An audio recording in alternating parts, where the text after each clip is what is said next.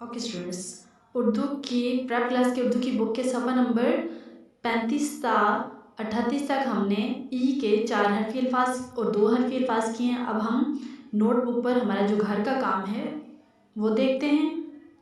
आप लोगों को नोटबुक पर घर का काम दिए गए सफ़ा नंबर 27 और 28 आप लोगों ने नोटबुक्स पर करने हैं।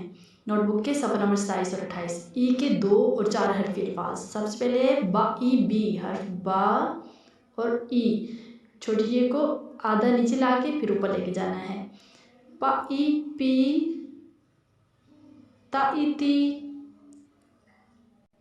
टा ई टी, नीचे बिल्कुल आपने इस तरह लिखाई करनी है। उसके बाद 4 हरफी अल्फाज हैं ई के, चा चा बा ई बी चाबी, बा बो टा ई टी बोटी, जा जा ता ई ती जाती। बिल्कुल इसी तरह नीचे आपने इनकी लिखाई करनी है।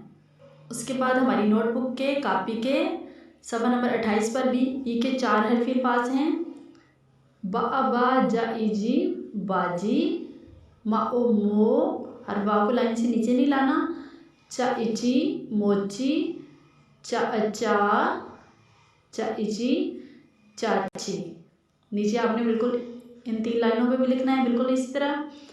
नीचे है मा ओ मो ता ई ती मोती, दा दा ई दी दादी, बा दा ई दी बादी। डियर स्टूडेंट्स, आपने अपनी नोटबुक पर सफ़ा नंबर 27 और 28 पे इन 2 सफ़हात की लिखाई करनी है और अपनी बुक के सफ़ा नंबर 35 से 38 तक आपने लिखाई भी करनी है और याद भी करना है। और डियर स्टूडेंट्स, याद करने के बाद आपने इन सफ़हात को रफ नोटबुक पर कम से कम 2 दफ़ा ज़रूर लिखना है और उसके बाद ज़बानी लिखने की मशक करनी है। Thank you students. अल्लाह हाफ़िज़, फ़ी अमानिल्लाह।